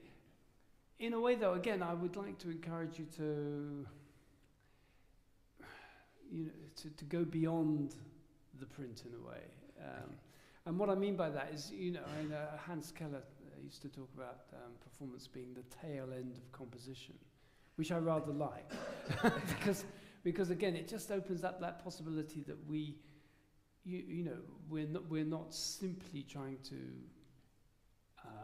interpret, but we're also trying to add. And I think the greatest performers achieve that, which is remarkable in a way. I mean, you think of your Horowitzes or your Glenn Goulds. I mean, they're definitely adding their own creative impulse. Absolutely. Yeah.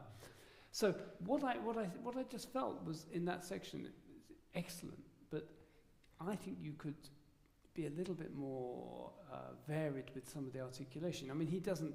There are some dots and so on, but he just says non-legato. But how non-legato? And can you change that? And for example, some bits I would maybe make the chromatic bits I would maybe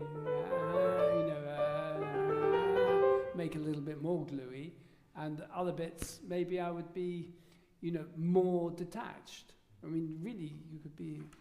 What was that? There's that sort of martellato type of bit, where, this sort of. I mean, that could be more exciting. Okay. A la Prokofiev or something. Yeah. I mean, so just give yourself that license. So, try it again from the Allegro non troppo.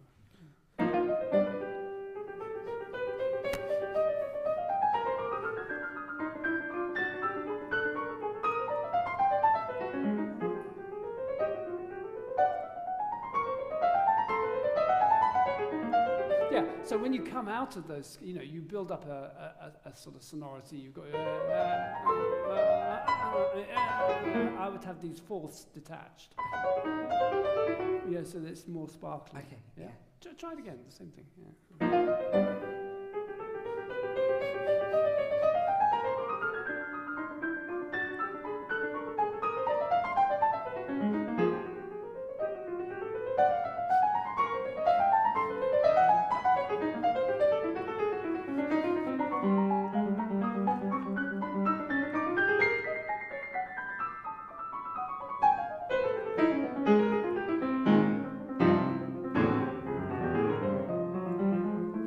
And can you make that a bit more detached? Yeah. Just left hand there, yeah.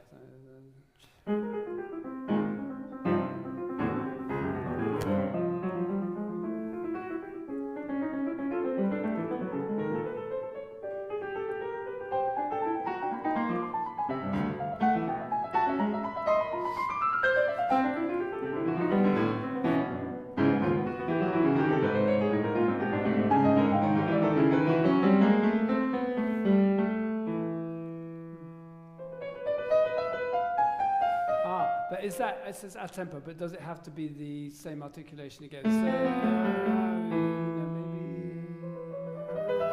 maybe, sorry, that it could be maybe slightly less detached to yeah, match because it's again, I feel we've come out of the sort of motoric thing in a way. Okay. Yeah, it's just a thought.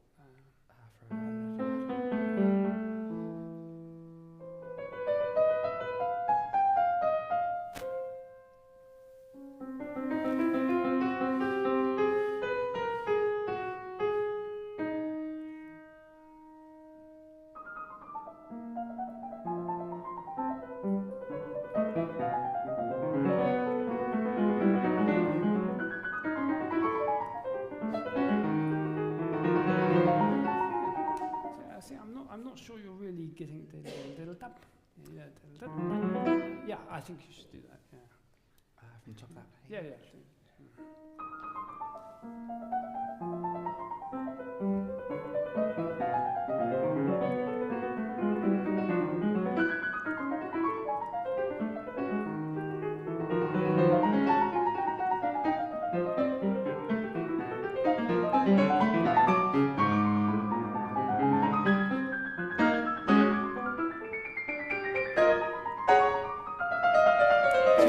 Too late.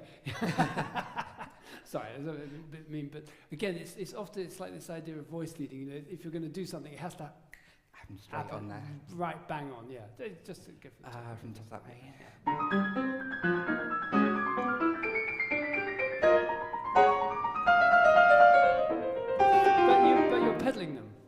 try. Is that because you think it's? I would have that sort of brilliance. I think I was doing it more to bring out the left hand. But you can, masculine.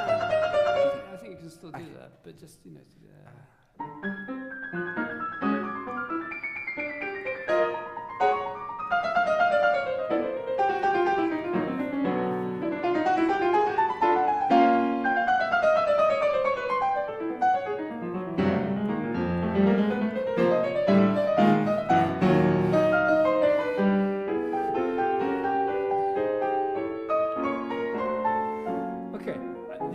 Okay, so I think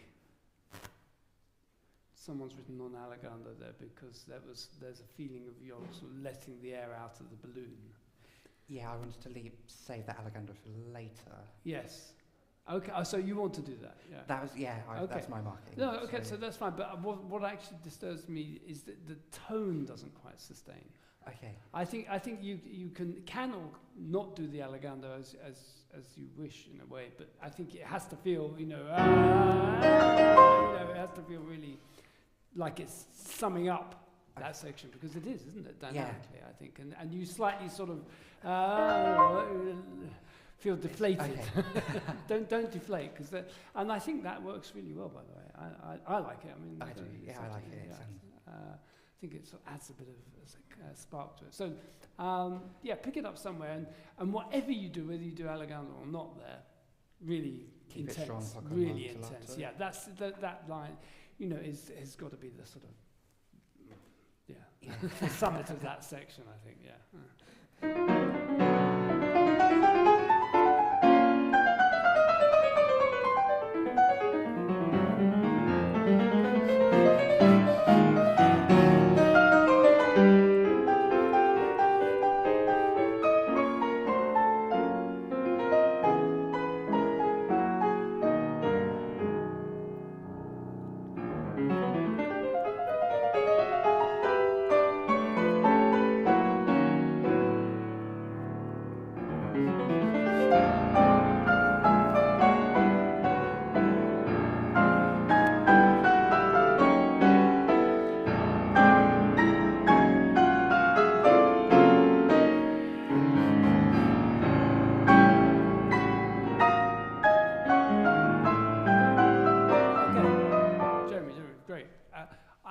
This is to me really interesting, because this is where we have this sort of real stylistic crash. Yes.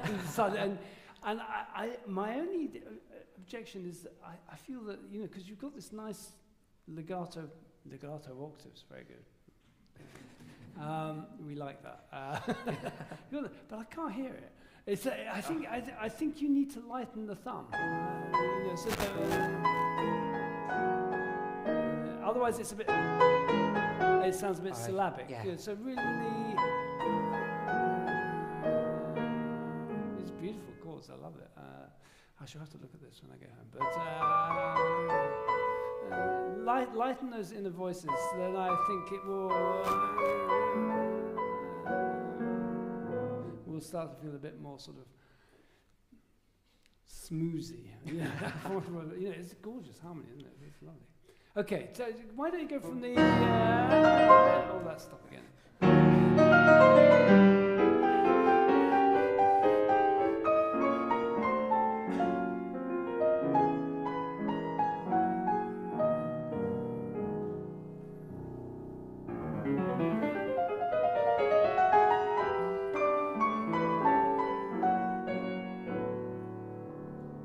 I think the tenuti can be even slower. F sharp, sorry, you take your time over those more.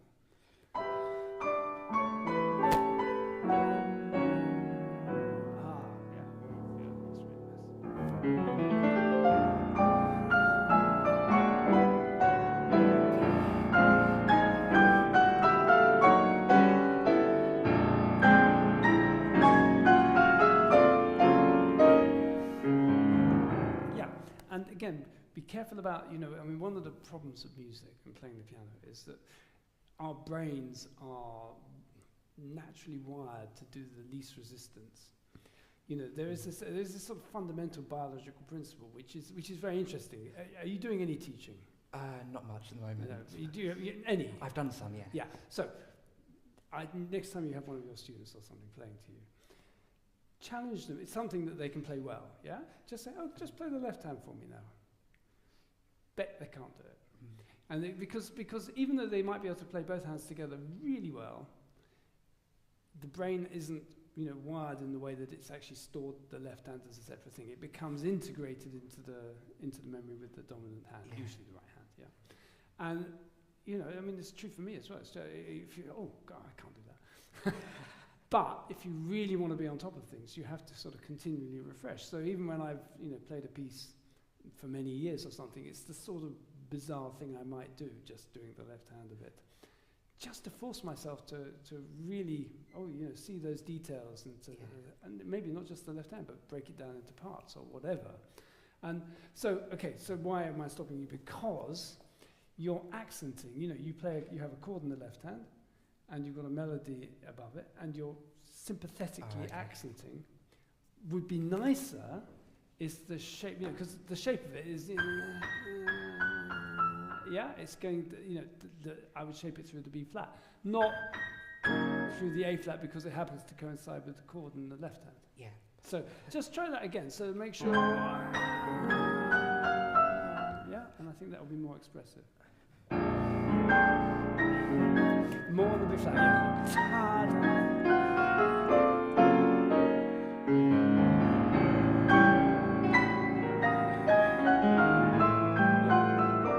And actually, I think you've got, in general, again, this is one of my sort of general comments to most young pianists, however good they are, is that to me, they never take enough time. General. So don't be, he's giving you every indication. Molto largamente, pauses on each note. Really take your time. You're through it in a flash. Okay. Challenge yourself to, what I was saying to another student was actually just count. Make something up. Force yourself to count 1, 2, 3, 4, 1, 2, 3, 4 on each of those things, and that will force you to take more time than you will otherwise do. Okay. Yeah. Just have another go. Yeah. From the same place. Yeah.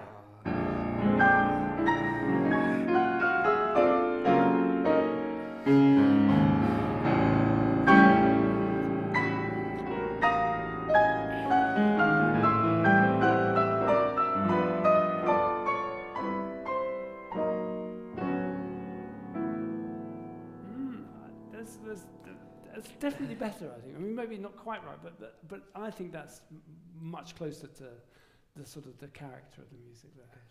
What do you think? Yeah, no, I think it's got more room to breathe and just. Yeah, it's beautiful. It's just gorgeous, and I want people to feel, oh, we're playing something different. It felt when you first played it, it felt a little bit to me like you were trying to integrate it into the overall sort of style of the music. Okay. Yeah. Rather than saying, actually, no, this is something completely different. We've just discovered this oasis of, it's like when you listen to some serial piece and the composer suddenly decides to throw in a bit of tonality or something. It can be so effective. Yeah. Just because of that sort of change of character. And that was great. Let's carry on with it.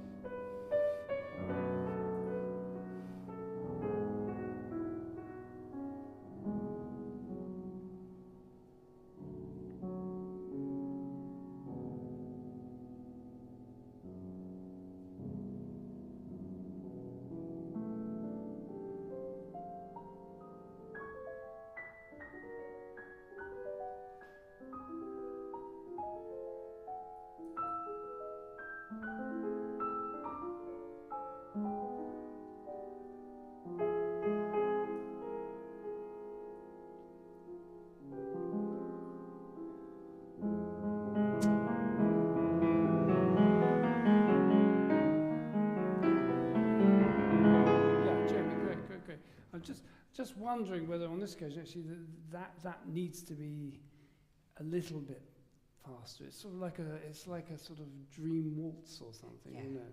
And it was beautiful, but maybe I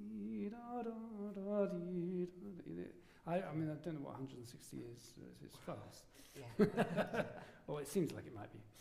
Yeah. Yeah, do you want to just? Why don't you just? It's more about again how you integrate that into the structure. So go from somewhere further back. And these spreads, by the way, occurs to me. Yeah. We tend to sort of play spreads always at the same speed, and I think occasionally you do it, and I think it's rather nice if you can, sort of, change the speed of things. Yeah, that's nice.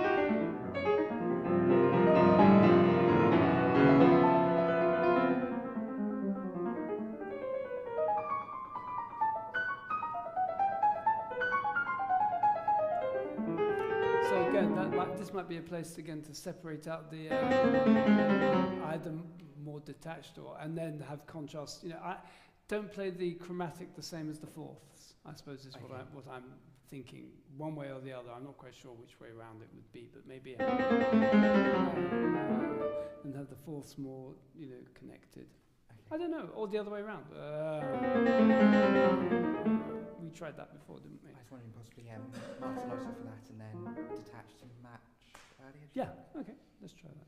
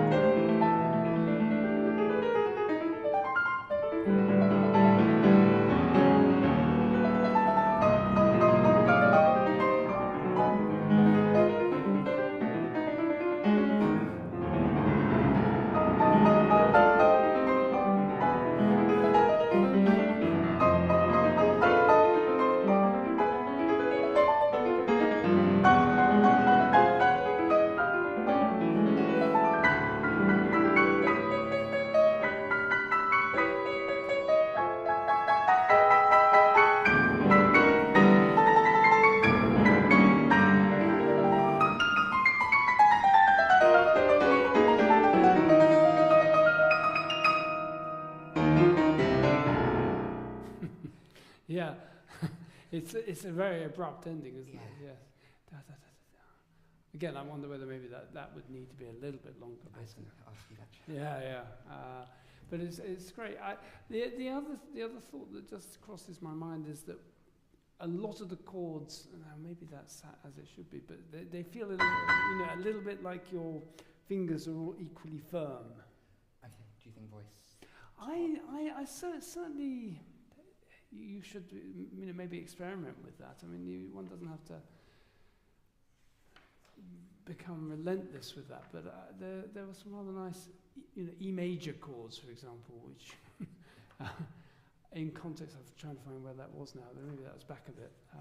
And I wanted to say to you, that maybe they could be more, nicely coloured. Is it top of page 22?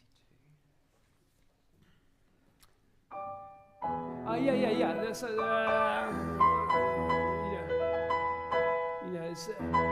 it's got a sort of resonance if you're sort of consider, making that sort of sound, which you do a little bit. I'm not a great fan of always just bringing out the soprano or something, but I think there is some room for some exploration there. Why don't you just, I'm also quite curious, I know we've hit the end, just once more to see that, it's the problems of a new piece for me.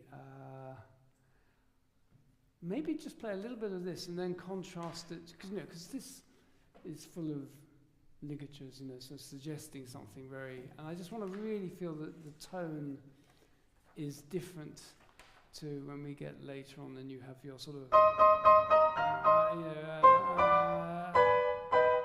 it right, and this stuff, yeah? Yeah. So once more, let's just have one more time from that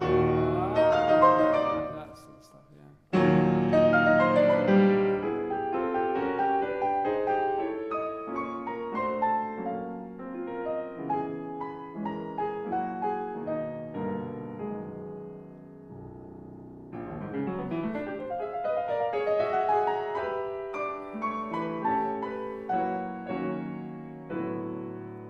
Okay, here's an idea.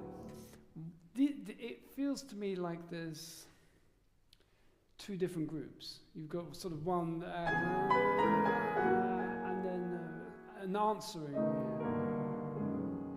So he didn't put that at a lower dynamic, and he's put to new tune markings, but maybe try. It's a bit sort of. Have another go, yeah. From the same place.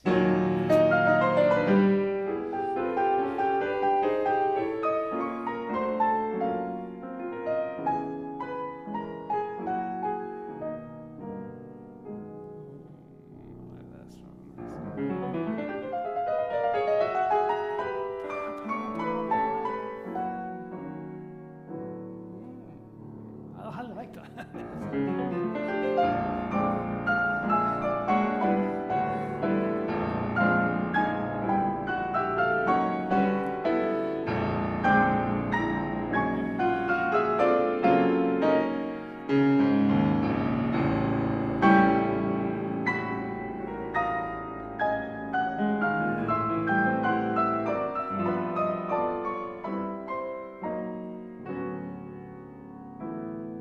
Maybe you can even voice that, bit of thumb line, yeah?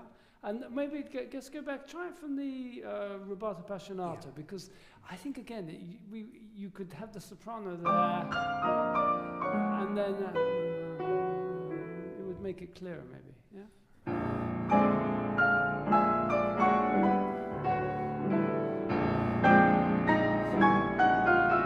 Whoops.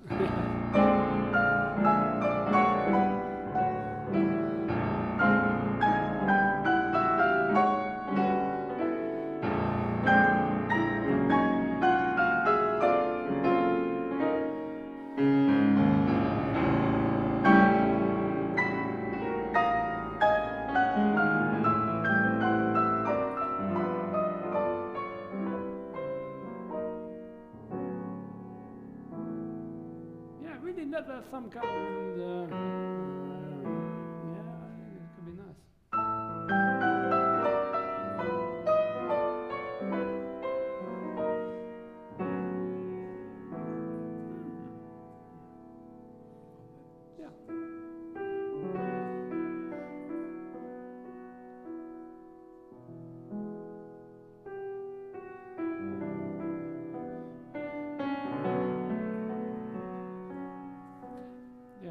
Just out of curiosity, can you think of another composer who writes that? Ballade or... Oh gosh. I know I've seen it. Yes, I'm trying to think where I've seen it. Well, the one that I'm thinking of is Bartok in the Furkinder. Oh. There's lots of that sort of, Yeah.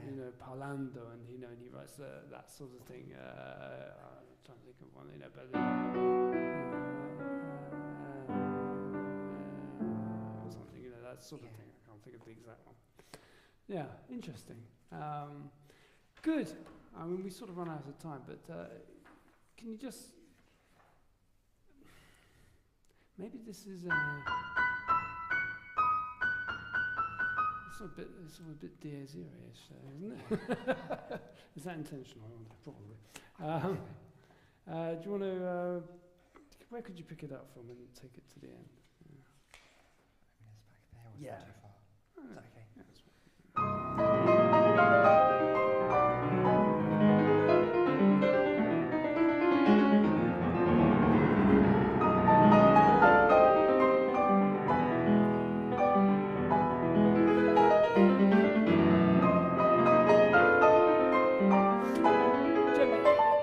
If it is DA0, oh, sorry, I'm getting the all finished time. But if it is DA0, can you, I think sort of bring it out. If it's it's a sort of it's a loose allusion, but I think it's maybe important.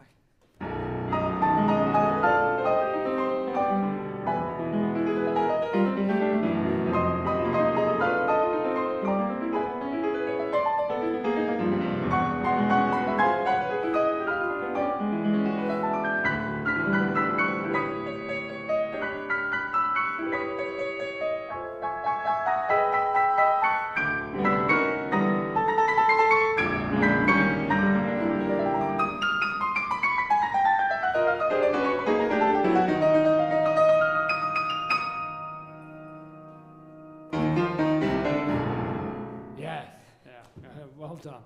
Anyway, thank you ever so much. Bravo. Enjoyed